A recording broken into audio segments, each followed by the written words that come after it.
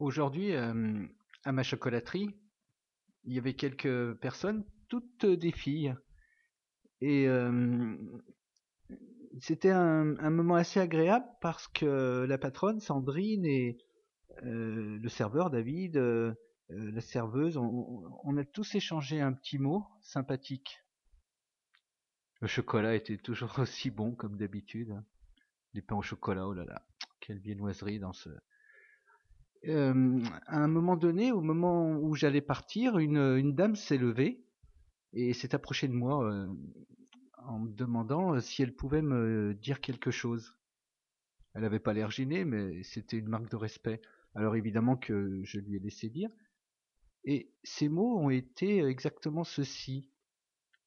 Vous allez réussir et vous serez mieux encore.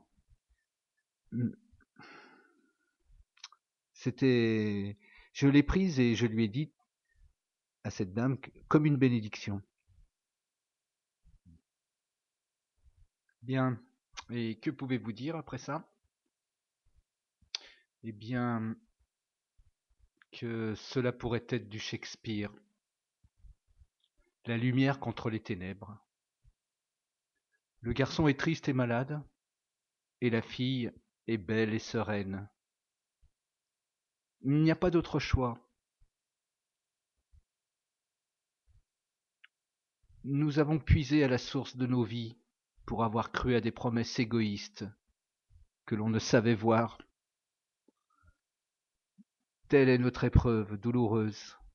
La maladie, les maladies, la tristesse, les tristesses, et l'ennui, cet ennui mortel qui vous prend et ne vous lâche plus. Ainsi je me vidais de mon essence. Pendant ce temps, ma splendeur se désolait de me voir dépendant. C'était mon choix de tester cette vanité.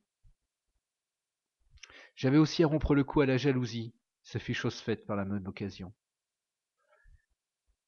Je ne porte plus le blâme sur les deux femmes de ma vie. Sûrement ont-elles souffert, mais elles avaient entamé leur combat, et j'en étais la cible. Ma splendeur a été terrassante.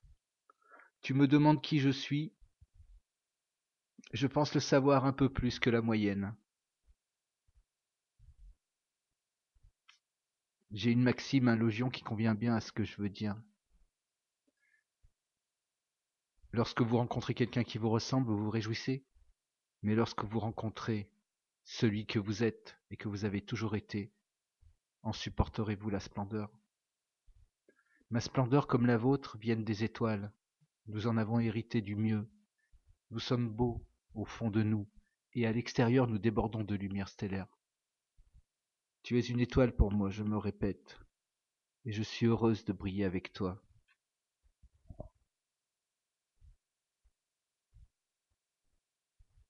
Oui, d'accord, très bien, mais comment expliquez-vous ces relations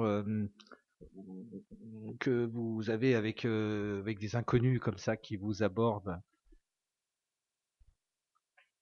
Euh, les mauvais esprits ont une sexualité, malheureusement, car ceci les rattache au monde et à ses souffrances. Ils sont attirés l'un par l'un des deux pôles, tour à tour objet de leur fantasme et défouloir de leur instinct auquel, dans leur ignorance, ils accordent un prestige divin. Par exemple, les filles qui sont jalouses ont le même esprit, en féminin, que les garçons qui me voient comme un objet sexuel. Dans l'esprit, c'est la même chose, les mêmes dépravations, et celles-ci n'ont pas de sexe. Mais on voit bien la dichotomie introduite pour satisfaire l'aliénant principe de réalité que l'on utilisera pour satisfaire sa matérialité. Les filles manifesteront de la jalousie, et les garçons manifesteront leur besoin de puissance. Ces filles livreront facilement la victime à ces garçons et jouiront du spectacle, ce qui prouve bien qu'elles ont la même sexualité. Par contre, les bons esprits n'ont pas de sexe, et eux disent toujours les mêmes choses, qu'ils soient physiquement filles ou garçons. D'abord, c'est un sourire de bonté et d'encouragement, quand ce n'est pas la lumière pure qui sort de leurs yeux. De leur bouche sortent des mots qui sont du miel à mes oreilles. Nous nous nommons ainsi, et je sens leur bénédiction me poursuivre au-delà de la rencontre, éternalisant cet instant béni. du bon esprit a été partagé, nous sommes bénis de lumière. Voilà ce que je peux dire sur les rencontres.